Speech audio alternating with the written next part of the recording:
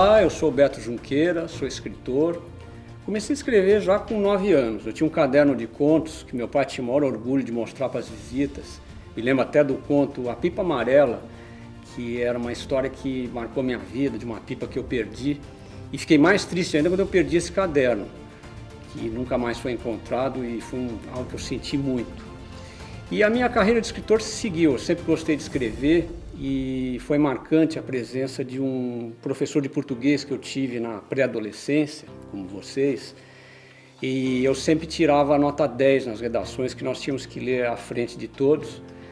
E nas redações eu sempre falava de uma menina que eu gostava, a Elô. Eu era apaixonado pela Elô, mas tinha a maior vergonha de dizer que gostava dela. E nas redações eu sempre colocava aquela morena de cabelos esvoaçantes que corria pelos corredores. Até que um dia eu tirei 0 na redação. E a classe toda protestou porque a redação estava bonita, mas pudera.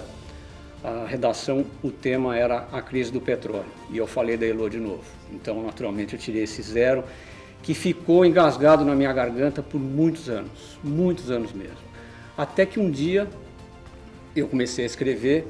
Eu já tinha escrito vários livros para adultos e resolvi escrever o meu primeiro romance infanto-juvenil, que é esse que vocês estão tendo contato, O Código de Camões. O Código de Camões tem um mestre Alceu, que é esse meu professor de português, como um grande chefe da turma de adolescentes que viaja pelo mundo. Eu resolvi homenageá-lo. E depois de eu ter terminado a história, eu pensei, puxa vida, vou mostrar para o Alceu para ver se ele gosta dessa história. Marquei com ele de levar o livro. Logicamente, quando eu imprimia a história, o Código de Camões, que no início tinha um outro nome, eu mudei o nome dele para ele não perceber a homenagem. Coloquei Leonardo. E assim ele disse que ia ler a história, disse que seria sincero. 2 semanas depois eu reencontrei, tinha contado aquela história do 0, né? E perguntei, e aí, mestre? Recuperei aquela minha nota 0. Ele veio ao meu encontro, nós nos abraçamos e começamos a chorar. Foi a maior nota 10 que eu tirei na minha vida. Eu fui diretor de um programa de televisão de grande audiência, era responsável pelas pesquisas, queria ter um quadro nesse programa chamado Livro Legal, que toda semana fazia resenha de um livro de literatura, um espaço nobre que eu conquistei isso para a nossa literatura. Mas eu fiquei assustado ao conviver no ambiente dessa TV, como em todas as TVs, com o uso excessivo de palavras de língua inglesa. Nada contra o inglês, mas eu acho que era uma coisa muito invasiva, e o uso de abreviaturas também, e sentia, puxa, um dia eu vou matar com a língua portuguesa, porque já não se fala mais o português. E ao mesmo tempo eu tive a oportunidade de viajar bastante por esses países de língua portuguesa. Eu estive em Macau, estive várias vezes em Portugal, e sempre tive uma vicinidade muito grande com a língua portuguesa. E eu achei que seria muito legal fazer o giro, como diriam em Angola, em Portugal, fazer uma história ao redor do mundo pelos países de língua portuguesa, mostrando a diversidade da nossa língua, a força da nossa língua, que ele está vivo em todos esses cantos, e como é importante o português para a gente se expressar, porque é com o português que a gente consegue ir mais longe na vida. O Código de Camões é uma história de um grupo de adolescentes que participa de uma gincana contra uma outra escola, de um magnata que quer acabar com a língua portuguesa. Ele criou o Estressês, já que ele é o Jack Stress, um cara muito estressado, aliás, inspirado numa pessoa que eu conheci na minha vida, que era muito estressada.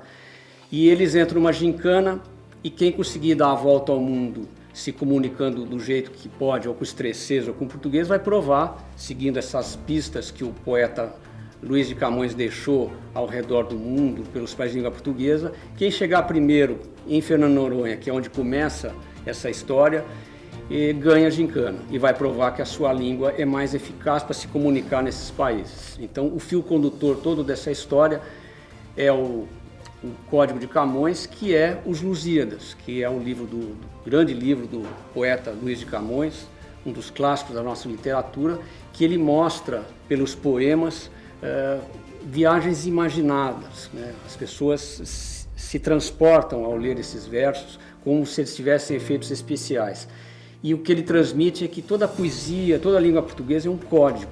E esse código misterioso é que eles vão ter de decifrar para chegar ao tesouro que ele escondeu num país do antigo Império Português, e que esses jovens vão disputar com essa outra escola. Esse livro tem um detalhe muito especial, que é uma peça que é tida como mágica, o Portulário.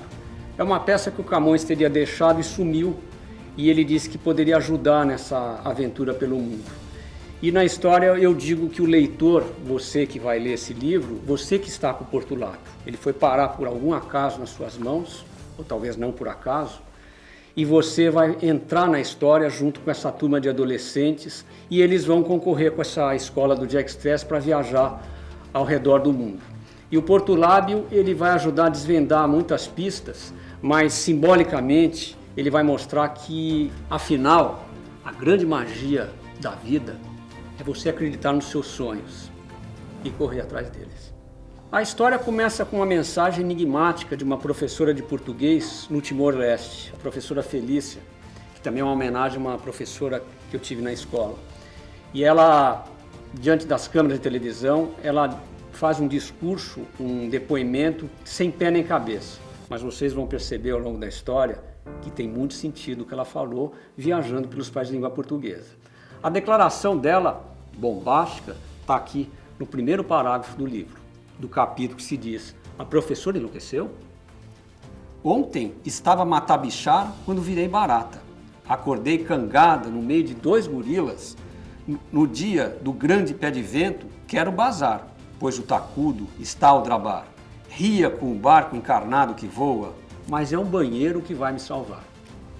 Esse livro ele mostra a grande diversidade que é o mundo de língua portuguesa. Você vai estar em Moçambique com muçulmanos que falam português e vai ver que não pode cumprimentar nenhum muçulmano com a mão esquerda, que é a mão que ele se limpa das suas necessidades. Você vai ver em Macau que o oriental, principalmente a mulher, ela põe a mão na boca quando ela sorri para não mostrar os dentes, que é bem da cultura oriental. Em Portugal, a corrida de andas, que são pés de pau. Enfim, o mundo de língua portuguesa ele é muito rico, muito diverso, e o português abraça toda essa diversidade e faz da gente uma grande comunidade que nós conseguimos nos comunicar através do português. Por mais que tenha essas diferenças, nós somos irmãos, porque a nossa pátria, na verdade, é a língua portuguesa, como disse o grande poeta Fernando Pessoa.